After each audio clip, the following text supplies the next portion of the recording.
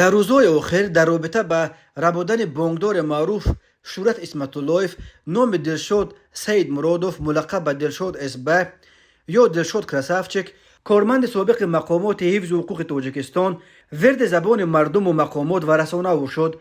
او را سرکرده گروه آدم ربایان می شمارند و طور شریک او رستم اشوروف در صحبت تلفنی با مادرش اعتراف کرد که اسمتاللهیف را ما سید مرادوف چنان زد که وی مرد. این دلشاد اسبه یا دلشاد کراسافچک کیست؟ هفته‌نامه SSR چاپ دوشنبه توانسته است ترجمه حال دلشاد سید مرادوف را به دست آورده چاپ کند. سید مرادوف دلشاد حسینویچ سال تولدش 1984 زاده و استقامت کننده شهر دوشنبه، کوچه نوایی، بنای 5 حجره 1، ملتش تاجیک، معلوماتش عالی، اویل دار، صاحب یک فرزند، نامبرده سال 2001، مکتب میانه رقم 8 نویه اسماعیل سامانی شهر دوشنبه را ختم نموده به فاکولته حقوق شناسی دانشگاه وزارت کارهای داخلی فدراسیون روسیه در شهر سنت پتربورگ داخل شده. سال 2006 دانشگاه مذکور را با اختصاص حقوق شناس ختم نموده است.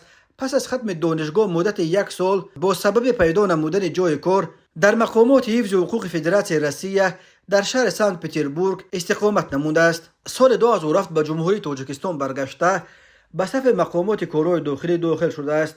از ماه اکتبر سال 2007 تا سال 2008 در وظیفه وکالتدار اپراتیوی شعبه مبارزه به ضد خرید و فروش آدمان اوباب وزارت کارهای داخلی جمهوری تاجیکستان کار و فعالیت نموده است. سالهای 2008 وظیفه اشغال نموده‌اش را عوض نموده به ریاست اپراتیوی جستجوی وزارت کارهای داخلی جمهوری تاجیکستان گذشته در وظیفه وکالتدار اپراتیوی به کار رفته است. خود همان سال باز در اسبه وزارت کارهای داخلی جمهوری تاجیکستان گذشته تا سال 2010 در وظیفه ناظر کار و فعالیت نموده است. سال 2010 از صف مقامات کارهای داخلی آزاد کرده شده.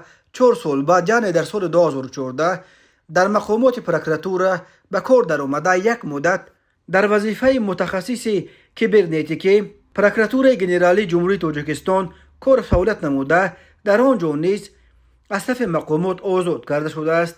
بعد آزاد گردیدن از صف مقامات پروکراتور در سال 2016 به صف اگنتی نظارت دولتی مالیوی و مبارزه با کروپسیا داخل شده. یک مدت کوتاه در آنجا کار و فعالیت نموده است. رتبه حربیش کاپیتان عدلیه می باشد، یعنی شخص در 3 وزارت کلیدی کشور وزارت کارهای داخلی، گیم پروکراتور و اگنتی کروپسیا کار و فعالیت میکرد. پس از صادر نمودن جنایت در هیئت گروه متشکل جنایی صحنه 25 ایون سال 2023 ساعت 06:00 دقیقه توسط فرودگاه بین المللی دوشنبه از تالار سیب با خطر دوشنبه مسکو به فدراسیون روسیه فرار نموده است. از روی بعضی معلومات او توسط سیب زال فرودگاه دوشنبه و خوجند زیاد پرواز کرده.